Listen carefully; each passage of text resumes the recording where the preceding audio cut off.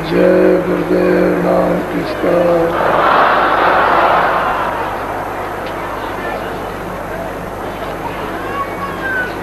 जय गुरुदेव नाम किसका।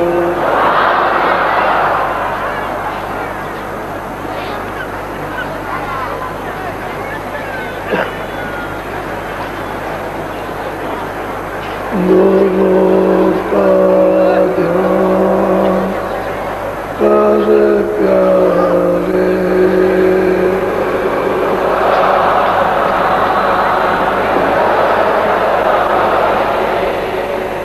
बिना इसके नहीं छूटना।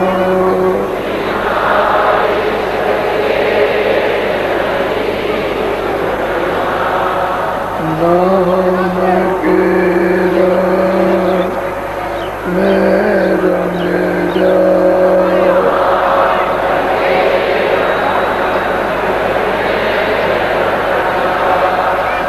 मिले तो दाम मुझे अपना।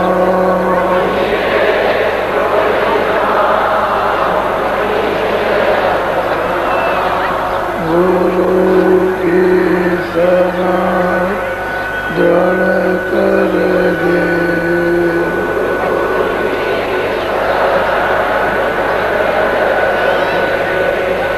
बिना इसका नहीं सरना।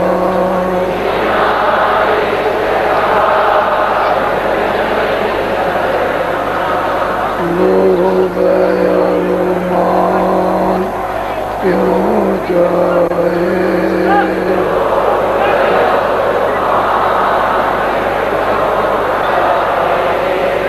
पड़ेगा फिर तुझे देना।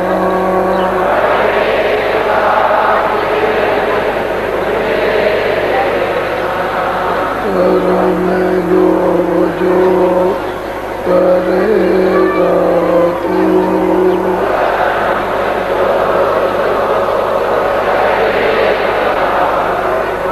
कर्म जो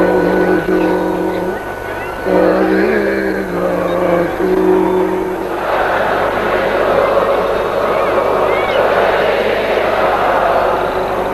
वही फिर वो ना भरना।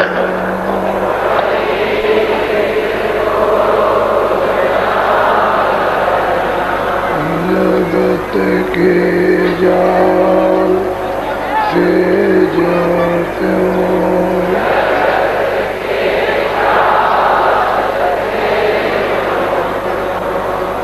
अटो मर्दान ही करना।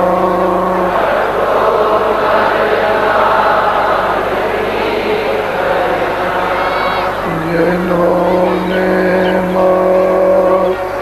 मन डाला,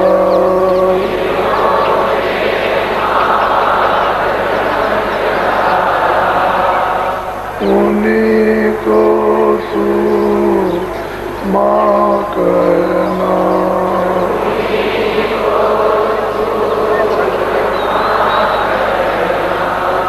बड़ा बेरी ये मन घटों में,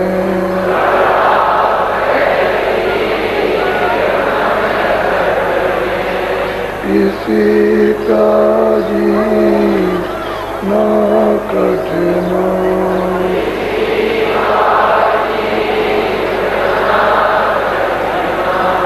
पढ़ो तुम इसी के पीछे,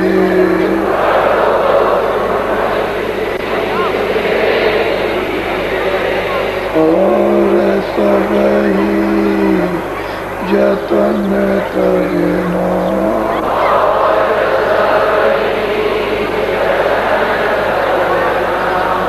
गुरु की कर पहले,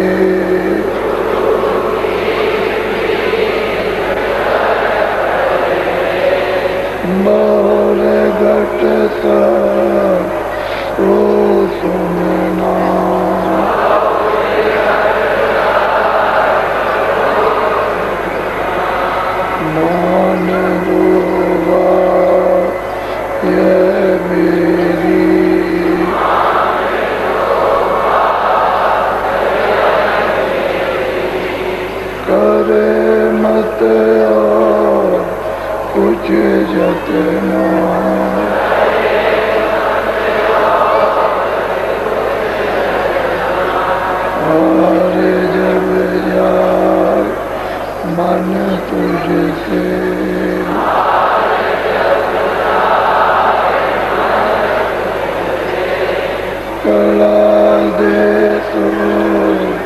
को गमना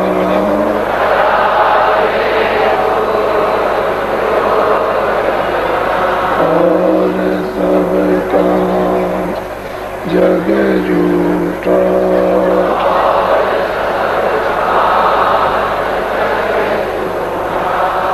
त्याग दे इसी को गहना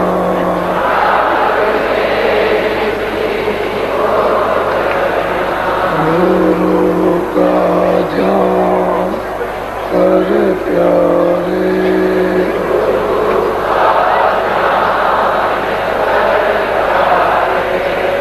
लेना इसके नहीं टूटना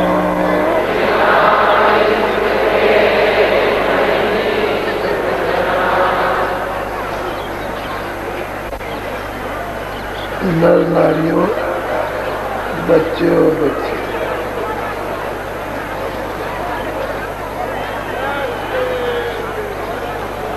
ये बात सत्य है कि जिसको देखोगे उसी से अपना प्यार हो सकता है। जिसको आपने कभी नहीं देखा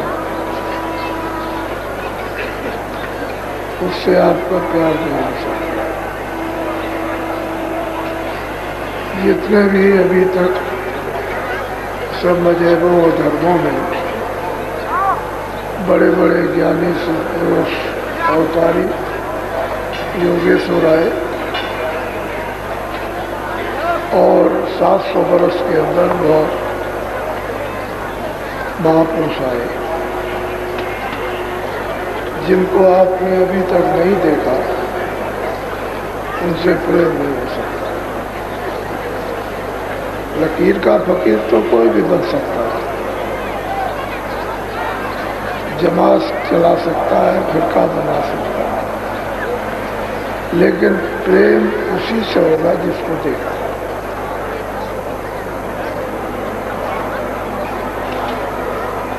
जिसको नहीं देखा उससे प्रेम। फिर आपने उसके वचन वाणी, फिर आपने उसका रास्ता बताया होगा।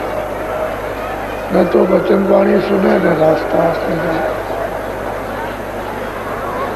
महापुरुषों की सब एक प्रमाण है। उन्होंने अपने अपने दस्तावेज लिए और हमारे सबके उपकार के लिए ये उनका लिखा हुआ खजाना है। लेकिन जो बीजक, ये बीजक है, जो उस बीजक को जानता है वो तो बता सकता है, और जो नहीं जानता वो क्या बीजक बताए।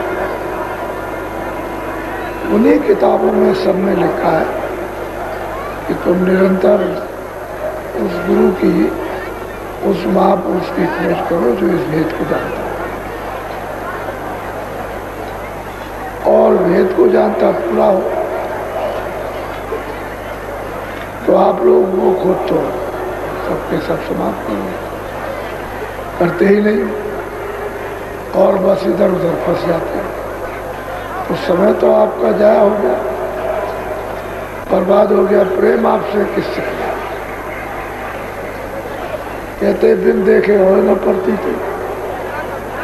जब देखोगे तभी तो प्रतीत होगी, और जिसको देखा ही नहीं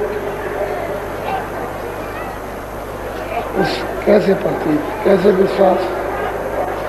तो जो कुछ चला रहा महात्माओं ने तो सच्चा उन्होंने अपना निर्देश दे दिया। अब वो हमको सोचना है कि हम अपना आत्म कल्याण कहाँ करें, किस तरह से जीवात्मा का रास्ता ढूंढे। किताबें तो आपने बहुत पढ़ ली, अंग्रेजी, उर्दू, हिंदी, फारसी, उनमें तो मिला नहीं, और ये किताबों से मिल भी नहीं सकता। और कहो कि विद्या पढ़ने से मिल जाए, उससे भी नहीं मिलेगा। ये तो करनी का भेद है, ना ही बुद्ध विचार। बुद्ध चढ़ करनी करो तो कहो। जब उन्हीं किताबों में लिखा है वो मन से पढ़े, बुद्धि से पढ़े, चित्त से पढ़े, इंद्रियों से पढ़े। जब इसके अंदर नहीं आ सकता अरे तो आप अंदर वाली बात करते तो इंद्रिय नहीं जगेगी, यही विषय विकारों को नहीं छोड़ेगी, काम क्रोध लोभ मोह अहंकार रगड़ता रहेगा। जैसे माँ अपने बच्चे से नाराज होती है तो कितनी देर के लिए छड़ी, बच्चे से तो उसका प्यार है, लेकिन वो नाराज क्यों हुई? तो उसने गलती की और नाराज हो गई, तमाचा मार दिया, छड़ी मार दी। और थोड़ी देर के बाद, क्योंकि उसका अंदर से तो विरोध नहीं, अंदर से तो उसका प्यार है, और फिर बच्चे को चिपटा लिया। ऐसे ही माँ, वो जो डांटे डपटे झिड़के तो वो अच्छे के लिए, उनका प्यार माँ से भी और कम और शुद्ध होता है। उनके प्यार में कोई विकार नहीं होता, कोई द्वेष नहीं होता किसी तरह का। तो मिसालें बहुत प्रकार की दी गई और वो सच्ची, उसमें कोई फर्क नहीं है। तो ये सूरज जो मनुष्य मंदिर में उससे सत्य देश से भेजी गई, सत्पुरुष इसके सतलोक में पिता है, उन्होंने अपनी मौज मर्जी से इस भंडार को काल भगवान को दे दिया। वो इन सबको ले आए और उन्होंने अपना पूरा विस्तार शरीर बनाकर, कारण शरीर, सूक्ष्म शरीर, लिंग शरीर, स्थूल शरीर, ये बनाकर और जीवात्माओं को उन्होंने अपने राज बसाने के लिए इनको बंद कर दिया। फिर इनको अधिकार दे दिया कि भाई हम तो कुछ नहीं करेंगे। एक व्यवस्था का नियम है कि यह पाप है, यह पुण्य, यह अच्छा है, यह बुरा, यह है न्याय,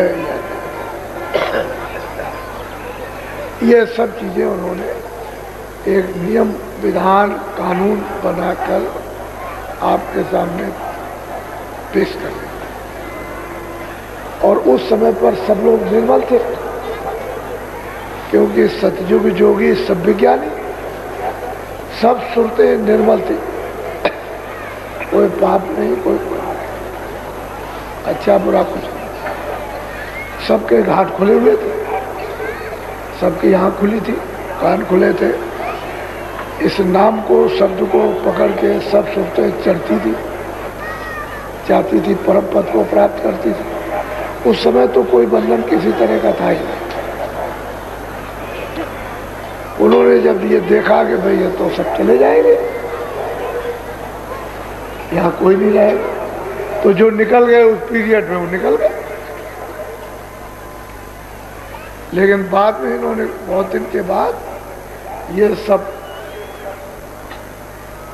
उन्होंने विधान बनाया। तो विधान को 1-2 दिन में तो बना नहीं, 20,000 बरस तक तो तपस्या करने में लगे ब्रह्मा विष्णु महादेव, और तब समाधि में उनको ये आवाज आई। तो 20,000 बरस बहुत होते। जब विधान बन गया तो आपको उन्होंने तो देखो भाई हम कुछ नहीं करेंगे, अब हम सब तुम्हारी इच्छा पर छोड़ते हैं। ये अच्छा है, ये बुरा है, पाप है, पुण्य है, ये सत्य है, ये असत्य है। इस सृष्टि का ये नियम है, मृतलोक सृष्टि का। तो आप लोग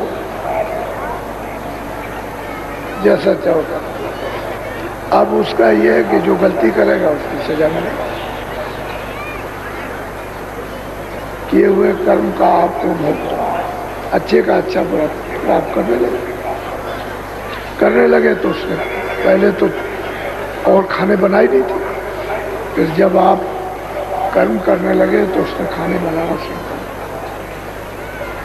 उगमज खान, अस्तावर खान, अंडज खान, पिंडर तो आप पिंड तो दे ही दिया था आपको, बस फिर वो नीचे अपना उतार लिया।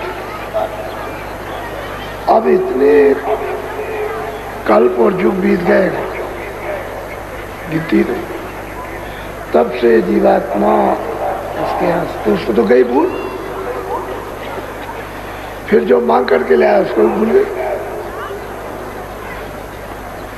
फिर जिनको काम दिया उनको वो भूल गए। अब वो मतलब है मेट भी नहीं है।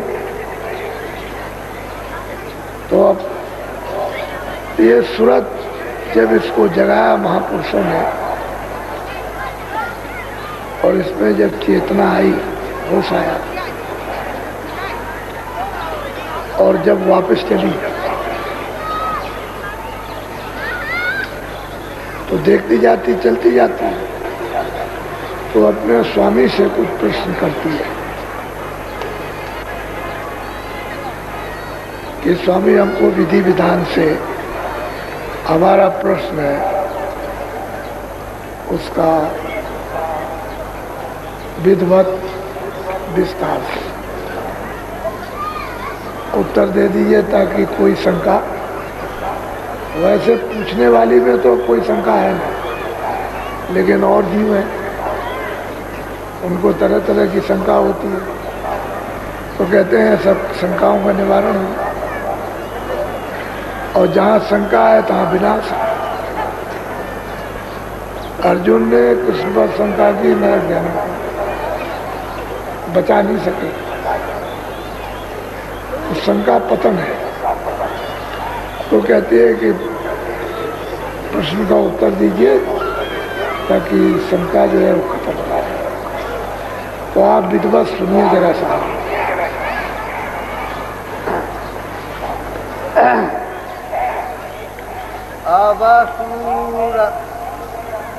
अबसूरते पूछे स्वामी से, वेद कहो तुम अपना मोसे।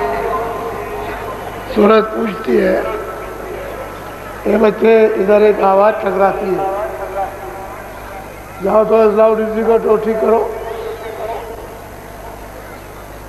दौड़ के जाओ बिजली वाले।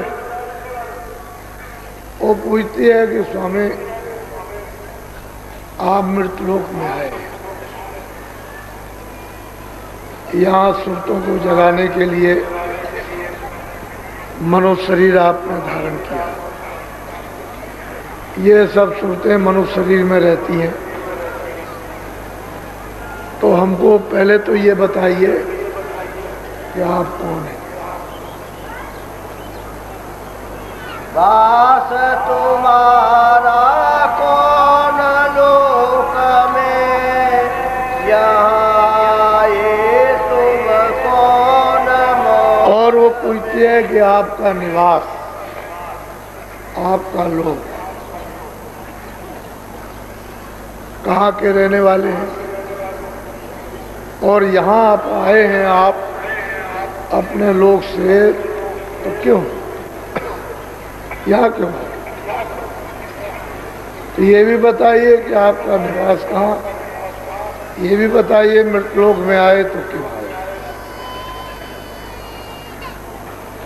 दोनों बातें वो पूछ रही है, अपना स्थान भी बताइए, रहने का मुकाम भी बताइए, रहने का देश भी बताइए, किस लिए वहाँ से यहाँ आए हैं आप, तो किस लिए आए।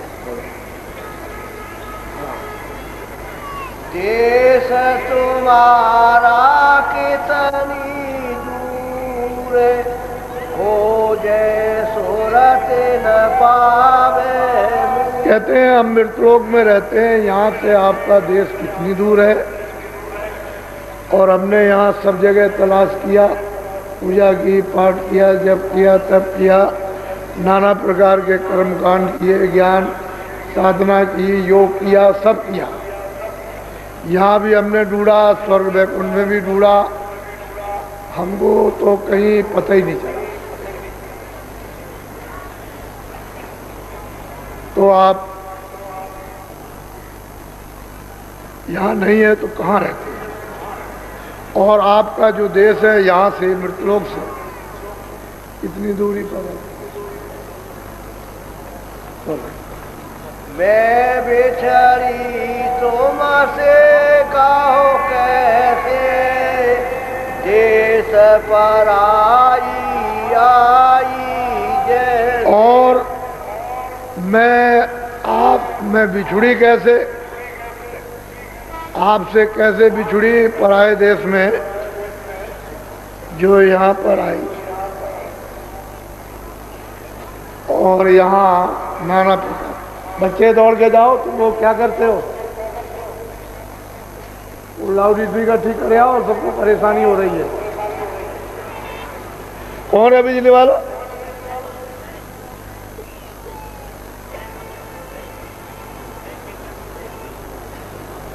रोज रोज का काम तो कल भी परसों भी हो रहा था।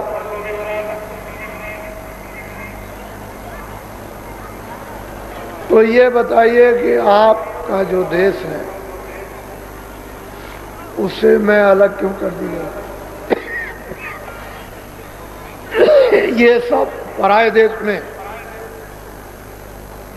मुझे क्यों भेजा गया? ऐसी जरूरत यहाँ क्या मौज हुई कि यहाँ पर दूसरे के देश में भेज दिया? तो वो सब शंका निवारण कर रहे। कहाँ के हैं, क्यों आए हैं, हमने ढूंढा, तलाश किया, आप कहीं नहीं मिले। फिर मतलब ये कि यहाँ आ गए पराये देश में, आप वहाँ से यहाँ क्यों भेज दिया? ये सब एक तरतीब से वो पूछ रहे अपने स्वामी से। मेरा हाल बेन कर गाओ, देश अपना मोहि लखा। और बहुत प्यार से कहती है कि मेरा सब जैसे भी भेजा है वो यहाँ क्यों आई, वो रास्ता क्यों भूल गई, वो सब का सब मतलब ये बताओ, शंका दूर करो और ऐसी दया दृष्टि करो कि मुझे यहाँ से ले चलो। सब शंका है निवारण करना चाहिए। बोलो। मन तन संग पड़ी में कम से, दुख पाए बहुत समय जब। और हे स्वामी, मैं मन और तन के साथ कब से यहाँ पर डाल दी गई, और इसके साथ रह कर के कितने दुख, कितनी तकलीफ, कितनी यातनाएं, कितनी बीमारियां, कितनी मोह ममता के कितने मतलब भयंकर भयंकर कष्ट मैंने बहुत पाए। ये हमको क्यों मिले? ये दया करके, कृपा करके सब शंकाओं को दूर कीजिए। क्यों भूली मैं देश तुम्हारा, आए पड़ी परदेश। और ये बताइए कि आपका देश मैं क्यों भूल गई? परदेश में आकर के मैं यहाँ ये सब कुछ अपना मानने लगी। हमारे देश का वो सवास उसको भूल बैठी। ये भी मुझको बताइए, ऐसी मुझसे भूल चूक क्या हुई है? बोलो। पाताल बसो के में मृत्युलोक में, स्वर्ग बसो की ब्रह्मलोक। कहते हैं कि आप पाताल में बसते हैं कि मृतलोक में बसते हैं, कि आप मतलब ये है कि ब्रह्मलोक में बसते हैं, कहाँ पर रहते हैं आप? ये भी हमको बताइए, कोई जगह पाताल लोक जो विदेशों में उसको कहा जाता है कि अपने देश में यहाँ पर मृतलोक में, फिर स्वर्गलोक में, वैकुंठ लोक में, ब्रह्मलोक में कहाँ किस जगह बसते हैं वो हमको बताइए आप। क्यों कि मैंने तो सब जगह खोजा था, कहीं नहीं मिले। बोलो।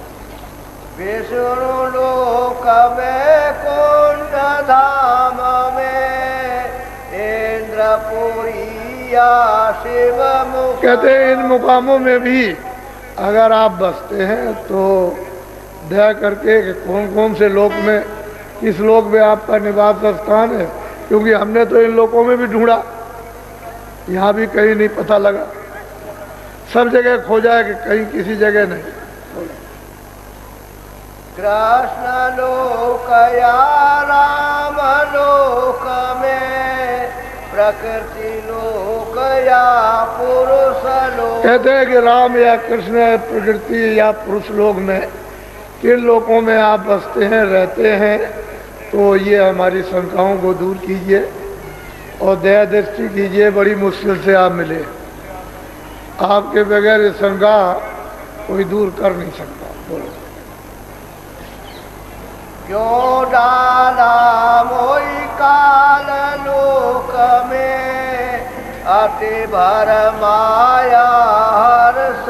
और ऐसी क्या थी कि मुझे परदेश में डाल दिया काल के लोक में, और अत्यंत है मुझको पीड़ा दी जा रही, और जब देखो तब मरण, जब देखो तब जन्म, जब देखो तब 84, जब देखो तब नरक। ये भोगते भोगते अभी तक ठिकाना नहीं लगा। ये सब शंकाएं तो मुझे यहाँ डाल क्यों दिया है? बहुत उच्च कोट का प्रश्न।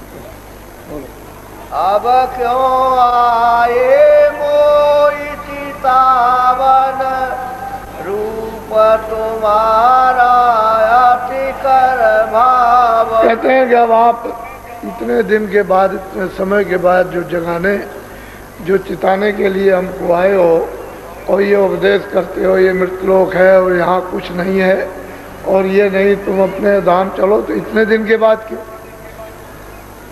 और आपने जो रूप धारण किया है अति मन भाव, अंदर बहुत पसंद आता है, बहुत ही सुंदर है, भाने वाला।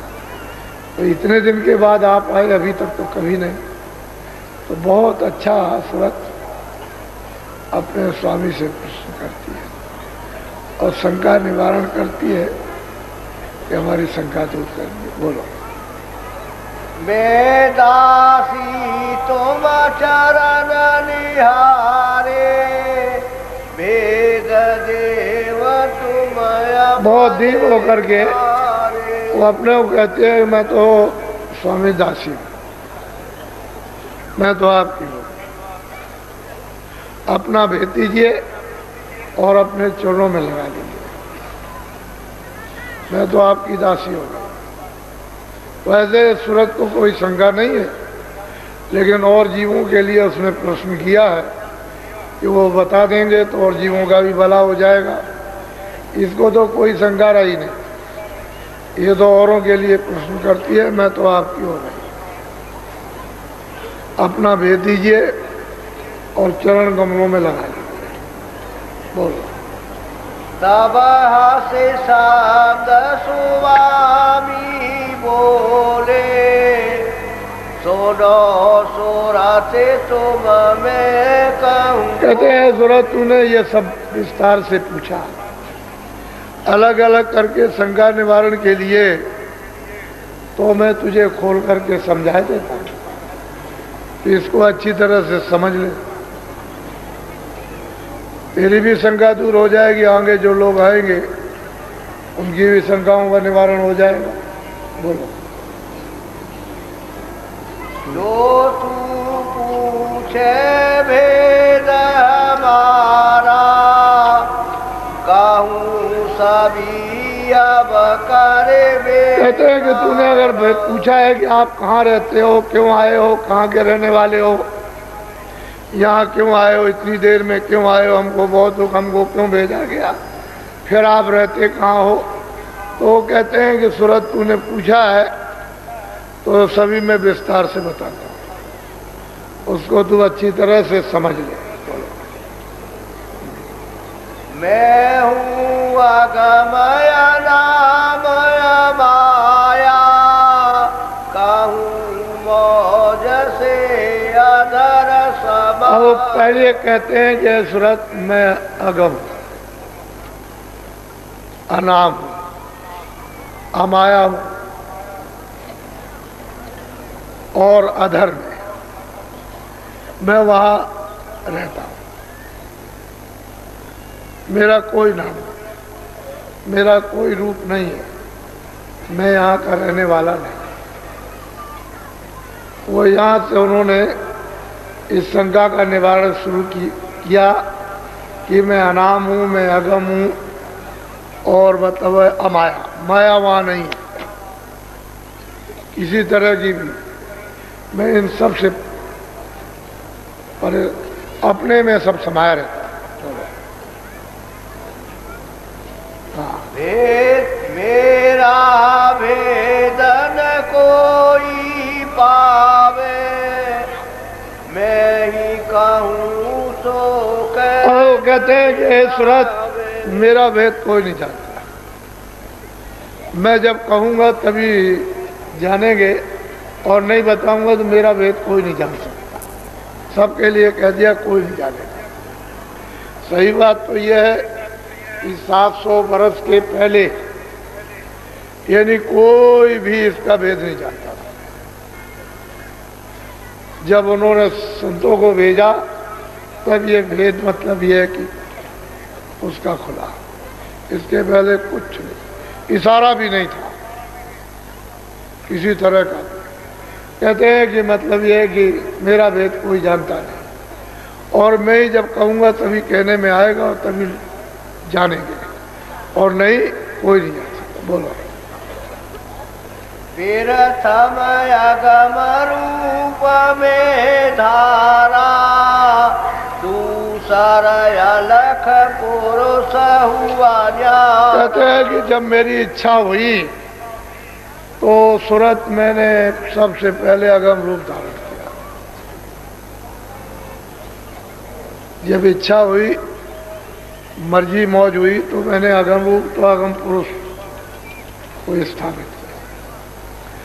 दूसरा यह है कि फिर मेरी इच्छा हुई तो मैंने अलग रूप धारण किया, अलग पुरुष को स्थापित किया। वो अनाम अमाया वो तो बिल्कुल अलग है। मेरी इच्छा, मेरी मौज मर्जी, उससे अगम पुरुष, उससे अलग। बोलो।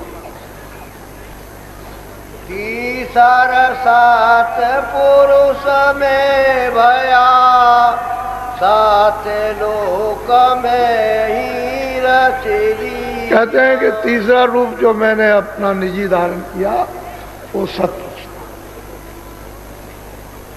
सत्पुरुष का वो सत्य देश में, सचखंड में, सतलोक में रहते हैं। ये जो तीनों हैं वो मेरे निज रूप, अगम पुरुष, अलग पुरुष, सत्य। और वो अनाम वो तो मालिक सर्वाधार है। कहते हैं मैंने इन तीनों को, अब इनमें तीनों में मेरा निजी रूप है। बोलो। इन तीनों में मेरा रूप, यहाँ से उतरी कलायनु। अब वो समझा रहे हैं सूरत को के, सूरत स्वामी समझा रहे कि देख असली विस्तार तो ये नीचे का सतलोक से, ये सारा का सारा जितना भी विस्तार सुनाया जाएगा वो सब सतलोक से। उस सतपुरुष की मौज मर्जी हुई, उनकी इच्छा हुई सतपुरुष की, तो उनसे ये सब विस्तार। बोलो। यहाँ तक निज कर मुझको जानो, पूरन रूप मुझे पर। वो स्वामी कहते हैं कि देख सूरत, मैं सतलोक में भी रहता हूँ, मैं अलग लोक में भी रहता हूँ, मैं अगम लोक में भी रहता हूँ, और अनामी धाम तो मेरा है। मैं, मेरा निजी रूप, मैं उनमें रहता हूँ। इसीलिए तो उपासना सत्य लोक तक की है, आगे इसलिए नहीं उपासना हो सकती है कि मैं रोक टोक नहीं किसी तरह की। और तो जो दाखिल हुई उसमें प्रवेश हुई वो ऊपर जाएगी, क्योंकि वो तो तीनों में वो मालिक का ही रूप है और वो रहते हैं, उसमें कोई फर्क किसी तरह का नहीं है। तो फौरन मतलब तो फर्क इतना है कि प्रकाश, रोशनी, शब्द है, वो तो है इसमें तो, लेकिन ये कि बंधन कुछ नहीं। सुरतों को, रूहों को जो पहुंच जाती हैं उनको कोई किसी प्रकार का ऊपर जाने के लिए बंधन नहीं। जहाँ लौट के यहाँ चली जाए, कहीं भी जाए, सब सुरते वहाँ स्वतंत्र। क्योंकि जब मालिकाई का उनमें तीनों में उसी का रूप है और मुझको वहाँ जानो, तो उसमें कोई बंधन की तो बात ही नहीं। तो कहते हैं सूरत, मेरी तेरी शंका का निवारण कर रहा हूँ, अब तू विस्तार को सुन। बोलो। अंसदोई सतपुरुष निकारी, ज्योति निरंजन नाम। अब कहते हैं कि सतपुरुष ने दो धाराएं अब निकाली, एक माया की और एक काली। नीचे जब ये सब मंडल अंडल उन्होंने बना दिए तो दो धाराएं वहां से चली। किस पर? ऐसे थोड़ी गिरा दी जाएंगे ऐसे। पहले वो रचना करता हुआ शब्द आया सतपुरुष का और उसने सब मंडल बना दिया। उसने तो मंडल बना दिया, उसने विभाजन तो जब ये भेजे जाएंगे तब होगा। और ऊपर से शब्द की धारा आंखों के सामने यहां पर वो टिकी हुई है। उसी का एक छोटा सा रूप ध्रुव तारा, वो चलती चलती नहीं अपनी जगह पर, बाकी सब उसी पर घूमते रहते हैं। इतनी हिंदुस्तान में कोई तेज मशीन नहीं जितनी रफ्तार से ऐसे घूमते। तो मंडल तो उसने बना दिए, फिर दो धाराएं उसी शब्द पर, उसी डोरी पर, उसी नाम पर, उसी आवाज उतार दिया। माया की और काल। तो सबसे पहले भेजा निरंजन भगवान, सहतल कमल में उनको ला करके बैठा दिया। यह दो कला उतर कर आई, झझरी दीप में आन समाई। कहते हैं वो सहदल कमल में आकर के इनको बैठा दिया। उसके नीचे उन्होंने अपनी अर्धांगिनी जो साथ आई हुई थी आद्या महाशक्ति, उसको भी वहां नीचे ही बैठा। ये बैठ गए और सब अपने, क्योंकि बगैर माया के रचना नहीं हो सकती। माया का तो खोल होना ही चाहिए। माया का खोल नहीं रहेगा तो रचना नहीं हो सकती। तो सत्पुरुष ने इनको वहां से निकाल कर भेजा। दो धाराएं, दो अंश यानी दो कलाएं, दो सुरतें, ये भी सुरते ही उन्होंने भेज दिया। और यहाँ बैठकर सहदल कमल, फिर उन्होंने सत्पुरुष की तपस्या की है। बोलो। या बैठे तिरलोकी रची, पाँच तीन की। सहदल कमल में बैठ करके फिर इन्होंने तीन लोक की रचना का पूरा विस्तार किया। उसमें सब मसाला मिल गया, जल भी मिल गया, अग्नि मिल गई, वायु मिल गया, आकाश सब मिल गया, क्योंकि ये सब मसाला सतलोक में था। जब उधर से जब उन्होंने मंडल बनाए तभी नीचे भेज दिया। अगर वो मसाला नहीं रहेगा तो यहाँ टिक नहीं सकते। मसाला आया, जब आ गया तो फिर उनको यहाँ बैठा दिया और तपस्या की, इनके सुपुर्द कर दिया। ये अपनी अखंड तपस्या ध्यान करने लगे। अब करते रहेंगे ध्यान, यहीं से बैठ करके सारा विस्तार, यानी मृतलोक का और अन्यलोक स्वर्ग वैकुंठ, और मतलब यह है कि ईश्वर के लोक का पिंड अंड और तीन लोगों का विस्तार इन्होंने किया। ये सब कुछ इन्होंने अब रचना का खंड बना दिया।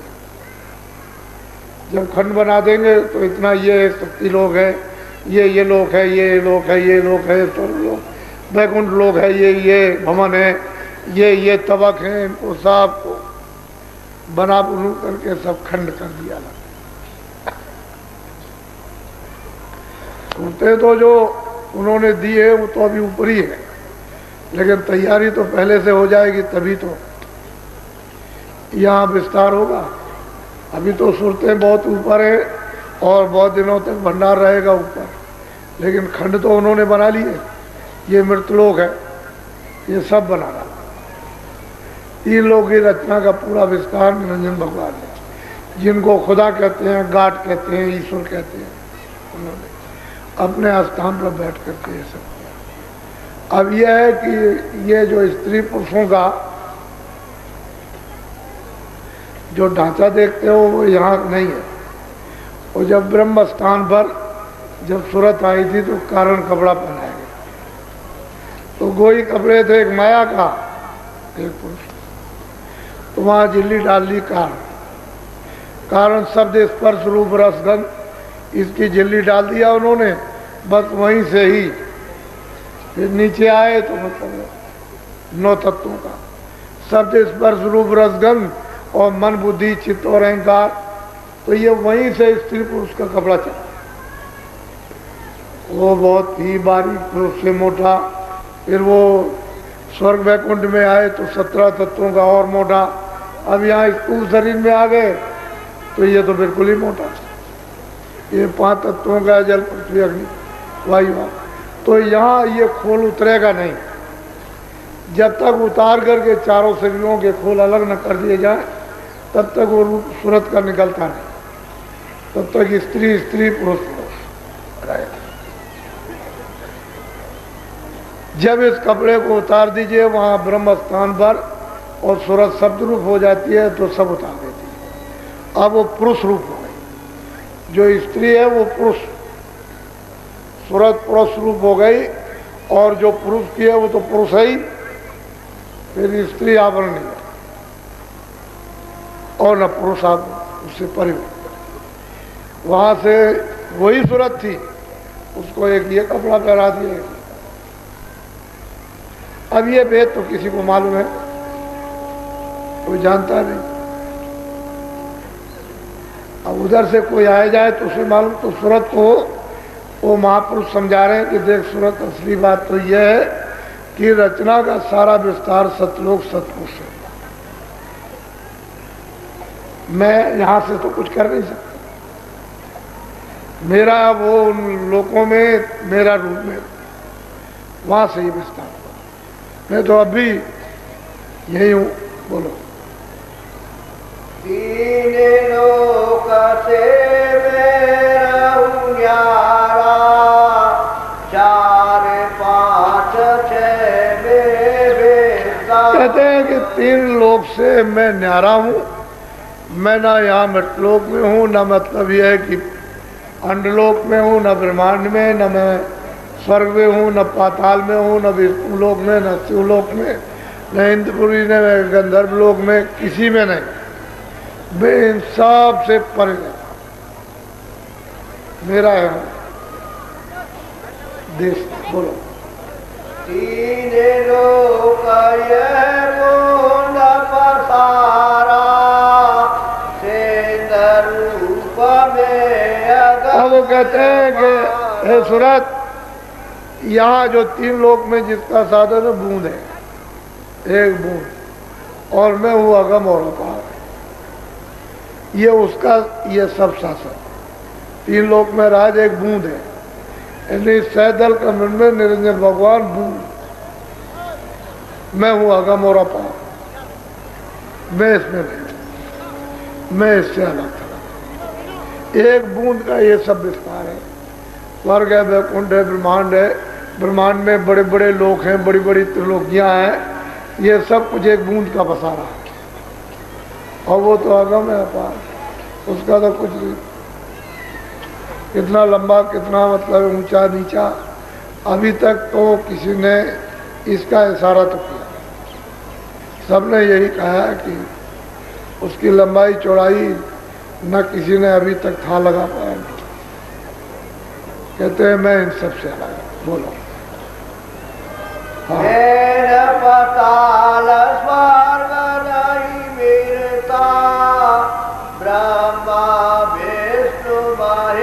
कहते हैं मैं कहीं नहीं रहता हूँ, 3 लोक में जब नहीं है तो कहीं नहीं, यहाँ है नहीं। कहते मैं इनसे तो परे रहता हूँ। अब इसका शंका का वो निवारण कर रहे हैं जो उसने पूछा कि आप कौन है, आपने क्या है, हमको यहाँ क्यों हो जाए, ये सब बोलो। लोक व्यापक में नहीं, बूंद एक मेरी। कहते एक बूंद यहाँ रहती है, 3 लोक में मैं व्यापक नहीं हूँ, मैं यहाँ रहता ही नहीं, हूँ ही नहीं, मैं इन सब के परे हूँ। यहाँ एक बूंद का ही पूरा का पूरा विस्तार है, जिसको गाड कहो, जिसको खुदा कहो, जिसको मतलब ईश्वर कहिए, उस बूंद का। और वो तो मतलब है गम अपार, ये सब वहीं से आए, हम लोग भी वहीं से आए। जितनी सुरतें, जितनी रूहें आई, ये सब वहीं सत्यदेव से ही आई। एक नीचे इसका स्थान है, उसमें से एक छोटा सा भंडार दे दिया, बस। हो कोई कहो कि कुछ बहुत बड़ा दे दिया, वो बात बना कि कुछ नहीं, ऐसा भंडार दे दिया, बस। कहते हैं रहने वाले सब। अब यह है कि उसकी मर्जी थी, मौत थी, उसे विस्तार करना था, रचना करनी थी। अब उसको कौन कोई क्या कर सके, तो मालिक है, वो सब कुछ कर सकता है। तो अब सूरत को उत्तर दे रहा और हर तरह से शंका का उसके निवारण। बोलो। उसी बूंद का सकल पसारा,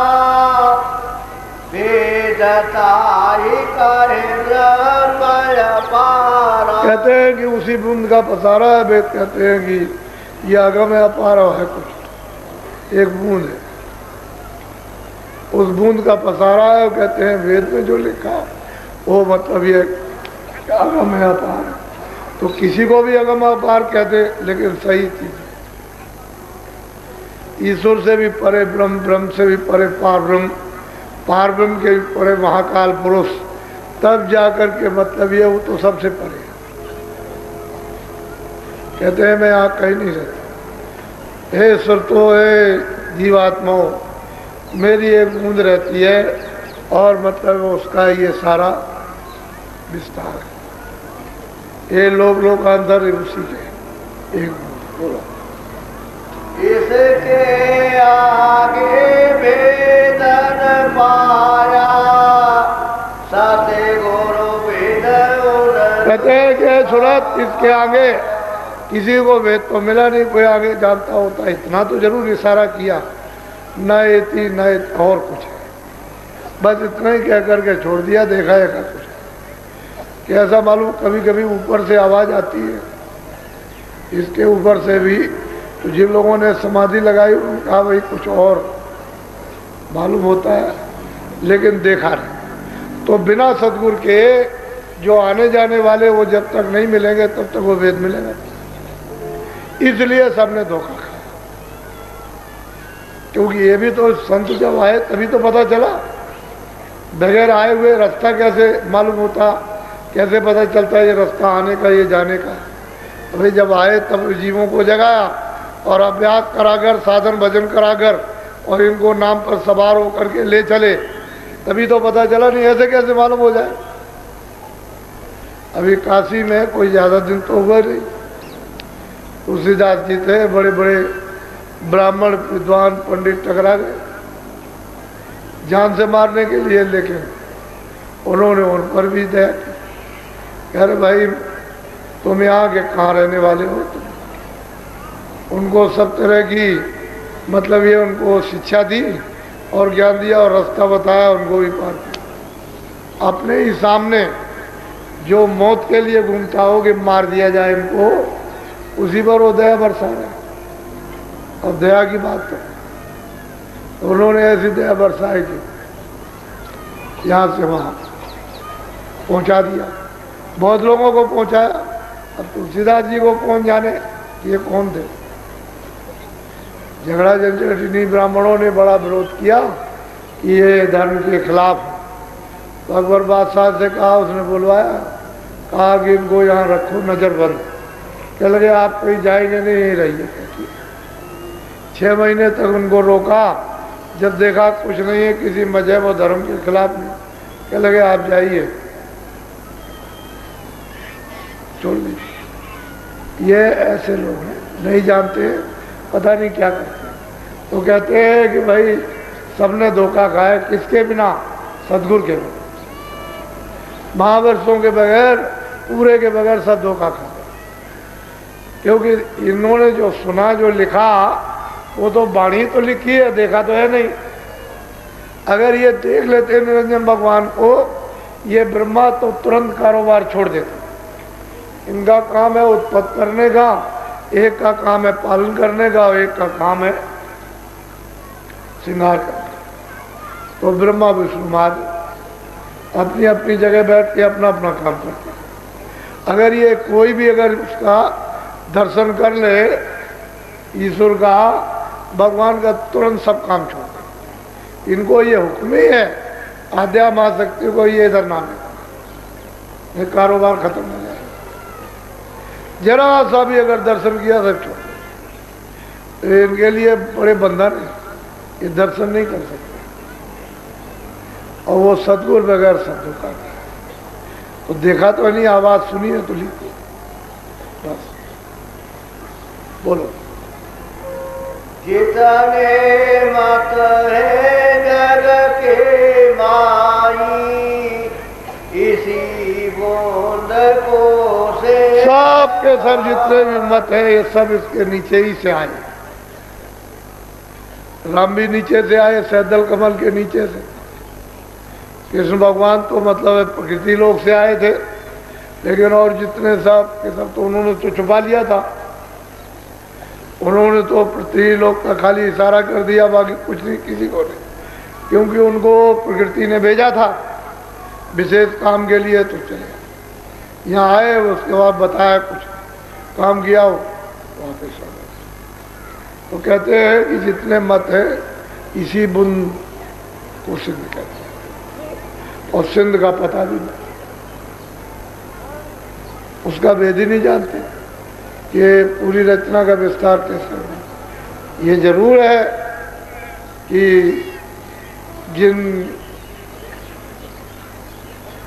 योगियों ने, यदि उन्होंने तपस्या की है, साधना की है, उन्होंने मतलब है कभी कभी झलक उनके सामने आई तो जरूर है, लेकिन उसकी झलक नहीं आई जो आम मंडलावर्ती स्थानीय मालिक है।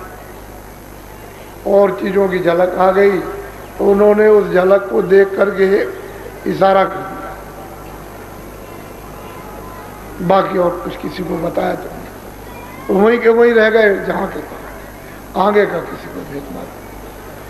ये सूरत कहाँ से, सूरतें कहाँ से आई, कौन ले आया, किस तरह से ले आया, कैसे भेजी गई, क्यों भेजी गई, किस रास्ते से आई, कैसे कैसे लाई गई, ये तो मालूम है।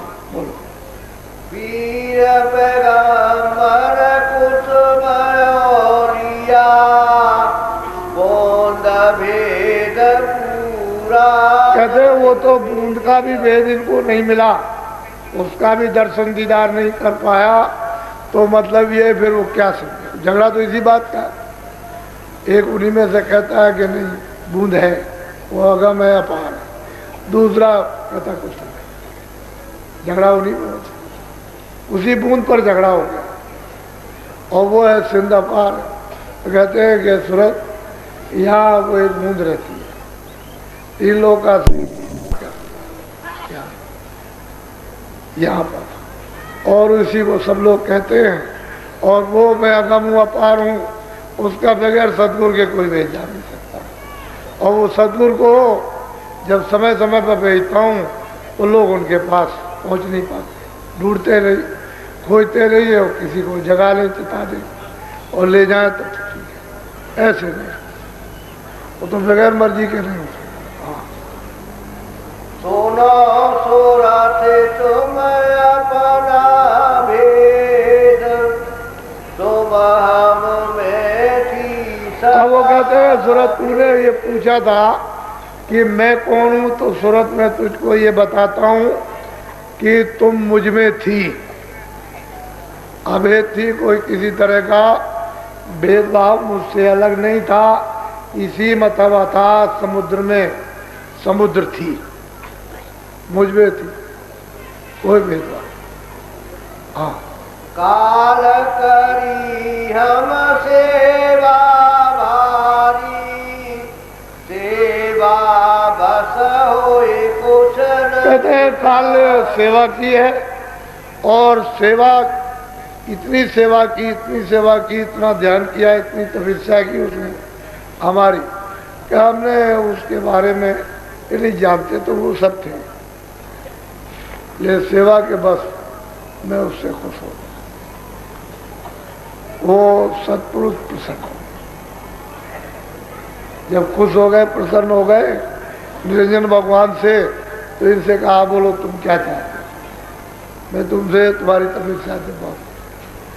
तो इन्होंने ये कहा कि हमको आपके राज के समान ही रहते, तो बगैर सुरतों के, बगैर जीवात्माओं के, रूहों के बगैर तो कोई रचना होने वाली नहीं। तो उन्होंने मतलब कहा ही हुआ तुमको दिया।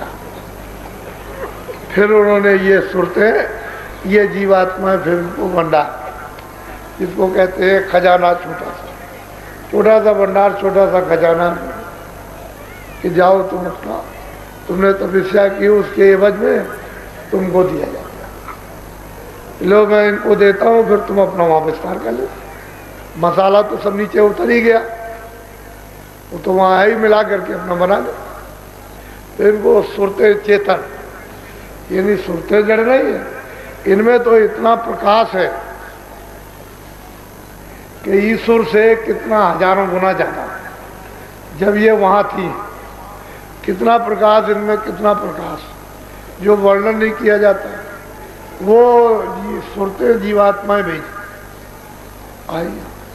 तो कहते हैं कि हम सेवा की, हमने उसके बारे में कुछ सोचा नहीं, और सेवा बस। बोलो तुमको मांगा हमसे उसने, सौंप दिया तुम्हें सेवा। कहते हैं उसने हमसे मांगा तुमको, तो सेवा के बस होकर के है सुरतो, मैंने तुमको काल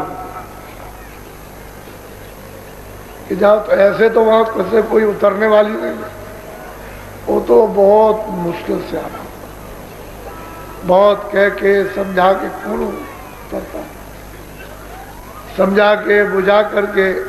फिर उन्होंने कहा कि अच्छा ठीक है, हम संत बोध भेजते हैं यहाँ पर, तुम्हारे साथ भेजेंगे, हर मंडलों पर साथ साथ रहेगा, और जब तुम नीचे जाओगी तो वहाँ भी नीचे रहेगा, हमारा बोध हमेशा रहेगा, जब तक ये सृष्टि रहेगी, एक सूरत भी रह जाएगी, तब तक यहाँ संत बोध रहेगा। काल लाए तन मन को घेरा, सुख सुख पाया तुम बहुत। कहते हैं काल ले आया, ला करके तुमको तन मन में, इसमें मतलब है तन इंद्रियों में ला करके बंद कर दिया, और उसने तरह तरह के विधान बना करके तुमको पाप और पुण्य अच्छे बुरे में इसमें सब घेर लिया कर्म करा कर। जब कर्म करा लिए तो फिर मतलब तुमको तरह तरह की सजा। तो हम जानते हैं कि तुमको बहुत तकलीफ, बहुत समय से ये तकलीफ दे रहा। ये इनका काम था, मेरा काम नहीं था। मुझसे तपस्या की, मैंने तुमको दे दिया। अब ये लाया तो घेर लिया, अपना नियम अपना ये सब बना बुनू करके, और इसको कह दिया आज़ादी दे दी कि तुम मतलब ये जैसा चाहो वैसा करो, हमारी तरफ से तो कोई बंधन है नहीं है, तुम जो करोगे सो उसका फल पाओ। तो अब तुमने बहुत कष्ट उठाए। अब वो कहते हैं कि मैं इसीलिए आया। बोलो। दुख में देखा तुमको जबरी, दया उठी हमरा। कहते हैं जब तुमको दुख में हमने देखा कि ये कितने युग और कल्प बीत गए, वहाँ गई हुई हैं, बड़े कष्ट मिल रहे, बड़े दुख मिल रहे, तो दया होंगी और फिर मैं तुमको अब वापस ले जाने के लिए। ये तुम्हारा घर नहीं, ये परदेश है, चलो तुम्हारा। वो जो संत बोध आया वह गुप्त है, वो कभी उनको कोई नहीं पहचान सकता। भेड़े चराएंगे, ऊंट चराएंगे, खेती करेंगे, उनको कोई नहीं जान सकता कभी भी। वो जब से सृष्टि की रचना हुई है और सुरतों को भेजा गया तब से वो आए, लेकिन वो हमेशा और दरबार में रोज हाजिरी देते, वहां पहुंचते रोज। उनके पहुंचने में एक क्षण भी नहीं लगता, सीधे जाते हैं सीधे आते। लेकिन उनको कोई जान नहीं सकता, मनुष्य रूपी इसी मंदिर में रहते हैं, इस शरीर में। और मतलब यह है कि जैसे मौत के वक्त में सूरत शरीर छोड़ देती है, ऐसे छोड़ के चले जाते हैं, चले गए, रोज हाजिरी देते हैं उसे। वो उनको कोई गुप्त है, उनको कोई नहीं जान सकता। वही साधन सामान जोड़ देते हैं। जब किसी को कोई मतलब ये इच्छा होती है तो वो भक्त वत्सल बन करके भक्तों की और उससे सत्यता की प्रशंसा रखते हैं। हर मंडलों का समाचार जाता है, लेकिन यह है कि उनको कोई पहचान नहीं। और जब से प्रकट आए तो उन्होंने जीवों को जगाना शुरू किया कि चलो वही ये रास्ता है। गुप्त तो जैसे वैसे ही रहेंगे, लेकिन प्रकट जो आए जीवों को जगाने के लिए, वो रास्ता बताते हैं कि चलो तुम तो ले जाते हैं। कहते हैं दया उनकी है तो तुमको लेने के लिए आए। अब बहुत कष्ट तुमको मिले, चलो हमारे साथ। बोलो। आए प्रिया हम साथ उपदेशा, शब्द मारे तुम करो। कहते हैं मैंने आकर के यहाँ शब्द का नाम का ये उपदेश किया है, तुम ऐसा करो, घाट पर शब्द आ रहा है, तुम उसको सुनो और उस पर सवार हो। नाम रूप की नौका जहाज लगा रखा है, उस पर बैठो और चलो हम ले चले। हम इधर भी तुम्हारी मदद करें, उधर भी।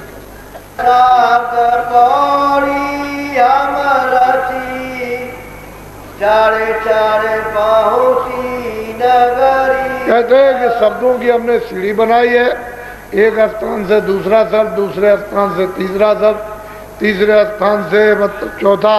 कहते हैं शब्दों की सीढ़ी बनाई, तुम चलो इस पर सवार हो और यहाँ से उस स्थान पर पहुँचो, वहाँ मतलब उसका दीदार, फिर वहाँ शब्द पकड़ो, उस पर पहुँचो।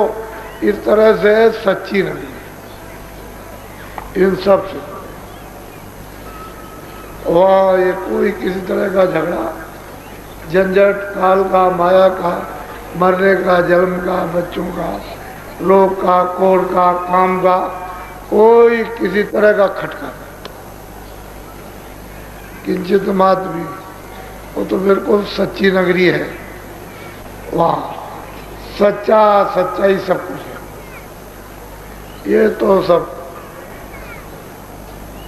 मिश्रित है, बूंद ने तो मिश्रित बना करके सबको बर्बाद दिया। और वो कहते हैं चलो हमने पौड़ी बना रखी, पौड़ी कहते हैं सीढ़ी, सीढ़ी शब्दों की बना रखी, उसमें चढ़ो और चलो हम एक दूसरे को पकड़ाते चलेंगे, तुम चलती चलो। तो मदद तो लेनी पड़ेगी, बगैर मदद के कैसे जा सकते? अपने बल से कुछ नहीं होने वाला, वो तो जब उनका बल और सहायता ली जाएगी तब चलेगी। तो नाम पर इधर सवार हो, देश को छोड़ो आवाई, देश कहते हैं कि तुम मुंदे तो थोड़ा छोड़ दो अभी मेरे सामने और चलो तुमको चढ़ा देते हैं। तुम सिंह देश में आनंद से वहाँ रहो, चल गए, वहाँ कोई कष्ट क्लेश फिर नहीं, और फिर ऐसी मौज मर्जी फिर कभी नहीं होगी। एक दफे तुम चली चलो, फिर मतलब ये है कि ये सब कुछ नहीं कभी नहीं होगी। तुम ये शंका मत करो कि जैसे पहले हमको सौंप दिया है ऐसे ही फिर कभी मौज मर्जी हो जाए तो मुझको सौंप दिया जाए। तो वो कहते हैं कि भाई एक दफे ये हो गया है, अब दोबारा ये होने वाला है, तो अब तुम चली चलो, अब तुम निकल चलो। और ये भी रचना जो की गई है मौत से सोच समझ करके की गई, क्योंकि काल और दयाल, काल नहीं होगा तो दयाल के कैसे खौफ है। उनको वहां से सब गंदगी दूर करनी थी, तो ये दो धारा दयाल और काल, ये तो कहते हैं वहां काल तो कभी रहता नहीं और अब कभी मौज हो नहीं सकती है। एक बार तुम पहुंचो,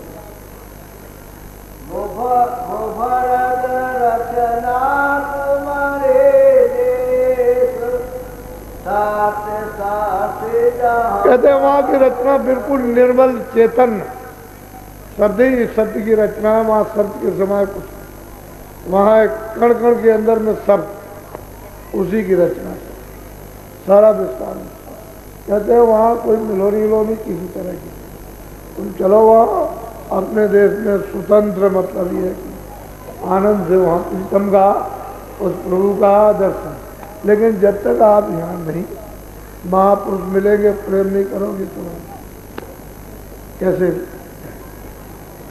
यहाँ मिले, प्रेम करो और उसके बाद में धीरे से, मतलब है कि जो बताए सो थोड़ा सा करो, तुम चढ़ चलो। नहीं तो अगर जरा से डाल चूक गई, ये मनुष्य एक डाल है, जरा भी चूक गए बस चले गए, सर से नीचे गए, 4 खानों में 84 लक्ष योनियों में, फिर वहाँ क्या मिलेगा?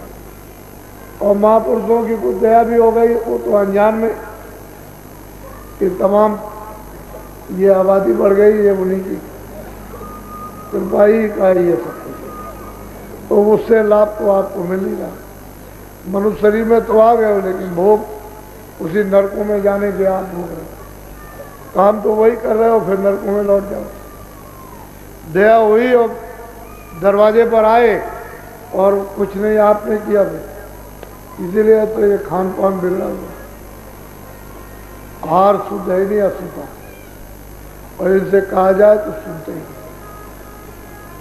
अरे भाई तुम रास्ता क्यों ऐसा करते हो कि नीचे जाओ फिर ये मनुष्य शरीर कभी न मिले, पड़े रहो। तो तकलीफ तो जीवों को, अब उधर जाओगे तो दिन रात जमराज किस तरह की उस नरकों में डाल करके पिटाई करते हैं, जलाते हैं, सड़ाते हैं, गलाते हैं, क्या क्या दुर्दशा जीव की करते हैं। तो तुमने रास्ते ही अपना खोल रखा, कोई क्या बस करो, अब भी करो।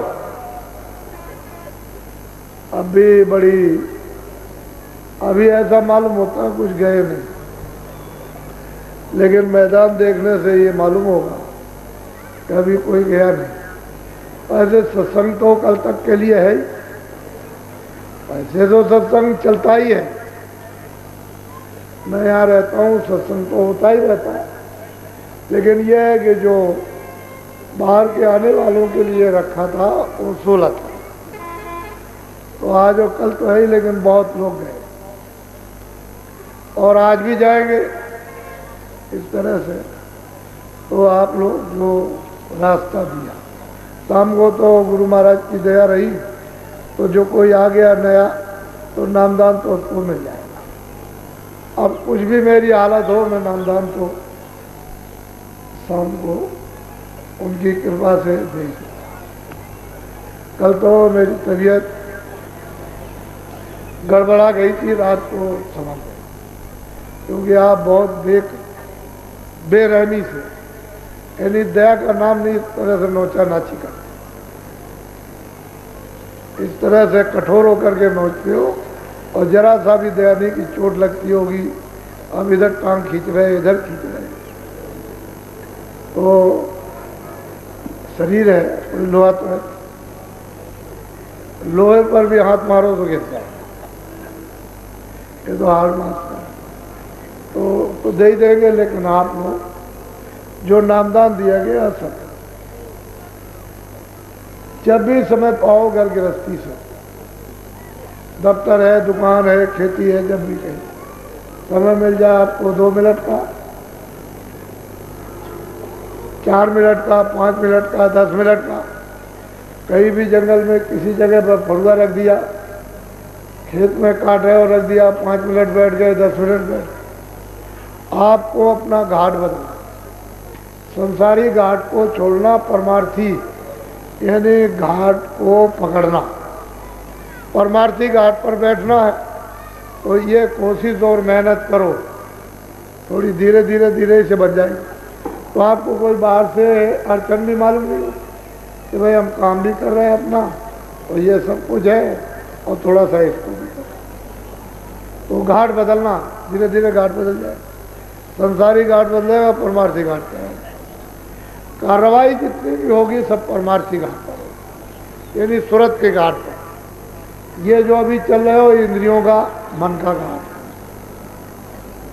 ये इंद्रियों के ऊपर सवार होकर इंद्रियां भाग रही भोगों में, और मन के साथ भाग रहा, ये तो संसारी घाट, अंधकार, अज्ञान, दुख का घाट है। लेकिन आपको जो बताया गया है कि परमार्थी घाट सूरत का, ऐसे घूम करके दोनों आंखों के मध्य भाग में आके बैठ यहाँ पर, और यही बैठ करके आसमानी आवाज शब्द को, नाम को सुनो, तो जल्दी काम। और फिर मान लो कभी कभी ऐसा होता है कि ज़्यादा पर्दा चढ़ा हुआ है, बहुत ज़्यादा कर्मों का पर्दा चढ़ा है, तो जरा सा रो अंदरी अंदर, और किसी को दिखाओ मत, कपड़ा ओढ़ लिया, अंदरी अंदर रो लिया, तो वो झड़ जाए। आत्म वेदना से वो पर्दा जो है बिल्कुल एकदम टूट टूट करके जर्जर होकर गिरे, तो उससे सफाई हो जाएगा। तो जिन्होंने भी प्राप्त किया है रोका सबने, तुलसीदास बहुत रोए, मीराबाई बहुत, जितने आए सब रोए। हसत कंत न पाइया, जिन पाया तिन रोए, हाथी खेले पे मिले तो कौन दो आगे नो, सबको रोके। तो अंदर ही अंदर दिखाना किसी को नहीं, कोई देखने न पाए, तुम अपने प्रीतम के लिए आंसू बहाओ घाट, फिर देखो पर्दा जड़ जाएगा। तो कभी कभी हताश मत हो, पर्दे तो आपके घाट पर बैठने के साफ हो ही रहे, वो तो अंबार लगा है, सफाई हो रही, उसे तो मालूम है। तुम जल्दबाजी करते हो, जल्दबाजी काम शैतान का, और धीरज है रहमान का। जब आप थोड़ा सब्र रखोगे तो मतलब रहमान की तरफ से काम होगा, और जल्दबाजी करोगे तो ये शैतान की तरफ का काम कायम नहीं रहता, रहमान की तरफ से अस्थायी होता। तो जल्दबाजी धीरे रो, आंसू गिराओ घाट, उधर भी देखता है, इधर भी देखता है, और वही हमारे लिए जो कांटा है, जो मतलब ये दरवाजा लगा उसमें खुल जाएगा, टूट जाएगा। तो आप लोग अपना करना। अभी आज भी बहुत लोग जाएंगे, हमको मालूम है। आप लोग बड़ी बखुशी प्रसन्नता के साथ में जाए, और ये इच्छा लेकर के जाएं कि अगले साल, वैसे तो होली में भी कार्यक्रम होता है, और सावन के महीने में जन्माष्टमी के बाद, गुरु पूर्णिमा तो पहले हो जाती है, जन्माष्टमी के बाद साधना कार्यक्रम होता है, उसमें भी बाद में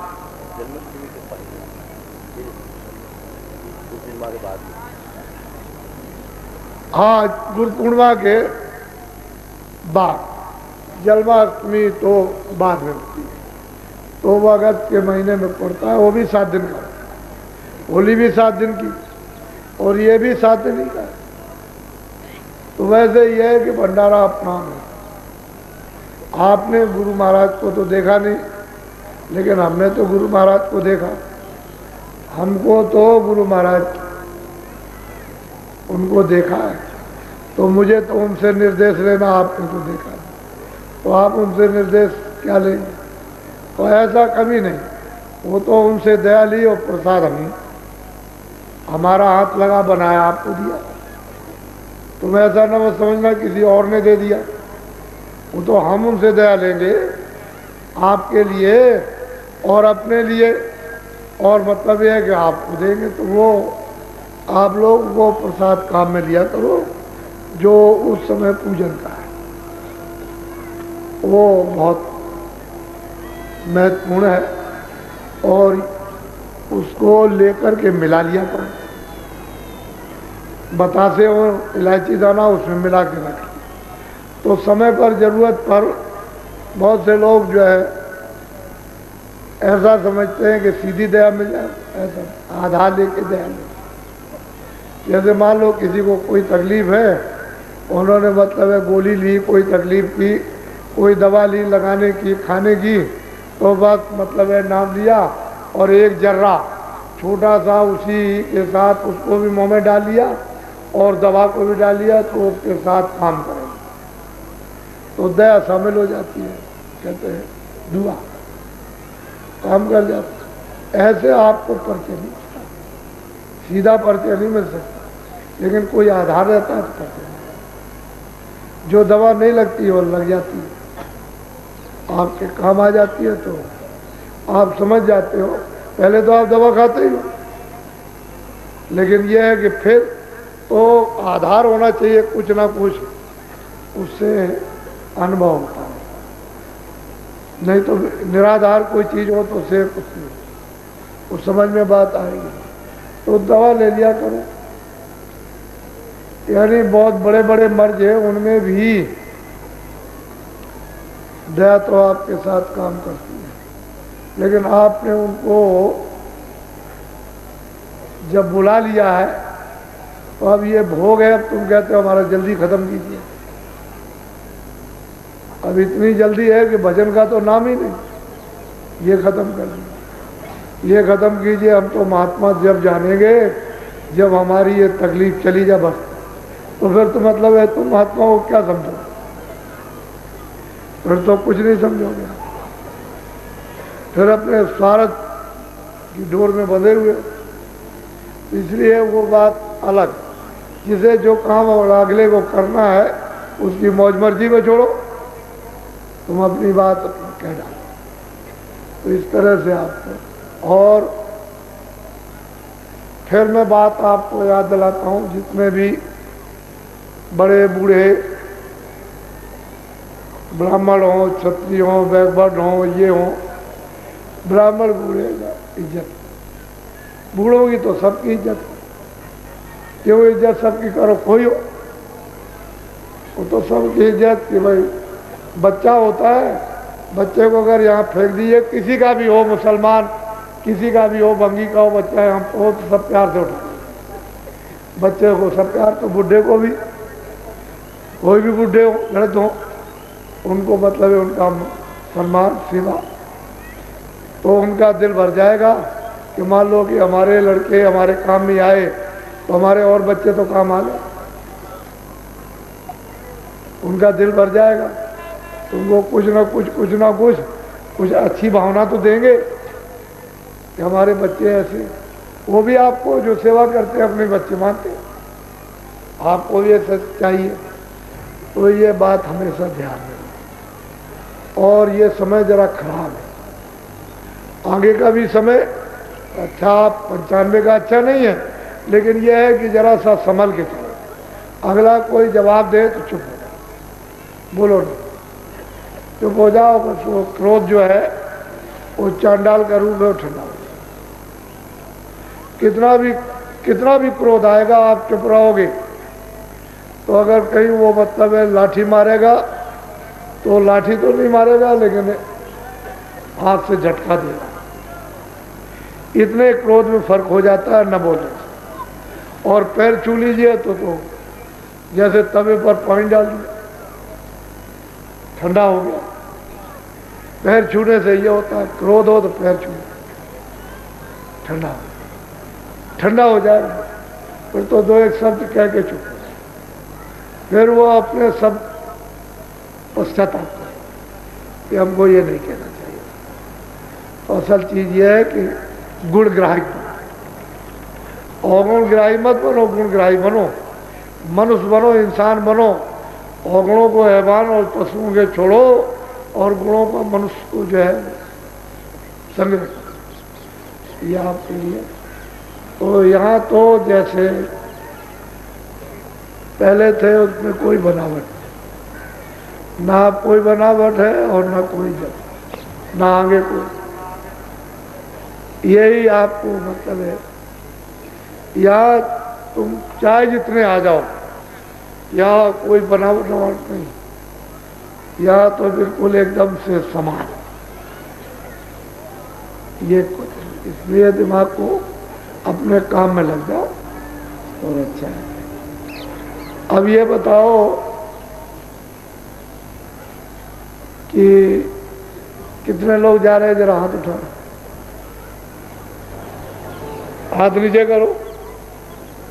जो जाने वाले हो आज वो हाथ उठाओ। अच्छा, हाँ तो जाएंगे, काफी लोग जाएंगे, हाथ नीचे कर लो, जाने की तैयारी में है। क्योंकि अभी तो मिलने के तरह तरह के तरीके, अगर वो शांति से बिल्कुल चुपचाप आपको देखते रहे तो ज्यादा दया मिल जाएगी। और धक्कम धुक्का दोगे तो वो बटन होता है ना बिजली का, वो बंद कर लिया तो उसमें करंट ही पास नहीं होगा। चाहे जितनी आप रगड़ा रगड़ी करो कि चलो हम निकाल लेंगे इसमें से, तो जब वो बटन ही बंद हो गया, बिजली नहीं आ रही, तो क्या उतनी बिजली आएगी जितना मतलब है कि काम है वो ज्यादा नहीं आएगी। और तुम वैसे रगड़ा रगड़ी भी ना करो तो मतलब बटन खुला हुआ है। ये सब चीजें धीरे धीरे मालूम हो जाएगी। आदमी सोचता है कि नहीं जितना अच्छी तरह से रगड़ेंगे वैसे साथ कुछ निकल आए, ऐसा नहीं। बोलो जय गुरुदेव। देखो फिर सुन लो, ए ब्राह्मणों, क्षत्रियो, भगवानों, ये वो आदमी है छोटा सा सेवक, आप सबका कि सबको मान सम्मान मोहब्बत प्यार दिलवा देगा। हाँ, इसको सोच लेना, आप इसको गांठ में बांध लेना। अपमान नहीं, मान प्यार मोहब्बत सेवा, एक दूसरे के काम हम आपके पक्के सेवक हैं। कच्चापन नहीं है, कच्चापन हो, पक्के सेवक हैं। इसलिए आपको गांठ में बांधो। और नौजवान बुरे काम करना छोड़ दो, अब अच्छा काम करो। अगर आपको चमकना है, चमको, तो जरा सा आप जो मैं बताया 2-3 दिन कि काश्तकारों के गांव में ये नौजवान जब स्कूल से छुट्टी मिले तो चले जाए, ये प्रस्ताव काश्तकारों का पास करो, तो तुम चमक जाओगे, चमक आ जाएगी और बुराई की तरफ नहीं जाओगे, अच्छाई की तरफ चलोगे। इसलिए आप अपने लिए भी कुछ रास्ता आपके लिए भी खुला है। ऐसा नहीं है कि बच्चों के लिए, वैसे तो मैं बच्चों ही के लिए सोचता रहता हूँ, लेकिन बच्चे समझते नहीं। तो रास्ता इनको, दिशा इनको एक छोटा मोटा काम चमकने का इनको दिया जाए तो अपना काम करना चाहिए। हवाबाजी में किसी की बहने की जरूरत नहीं, उससे न तो कुछ मिला न कुछ मिला। ये बहुत अहम, सबसे श्रेष्ठ सेवा का, ये सामान सेवा का पुण्य है। इसको समान सेवा पुण्य कहते हैं। उस काम को करना चाहिए। बोलो जय गुरुदेव, जय गुरुदेव, जय गुरुदेव नाम किसका, जय गुरुदेव नाम किसका।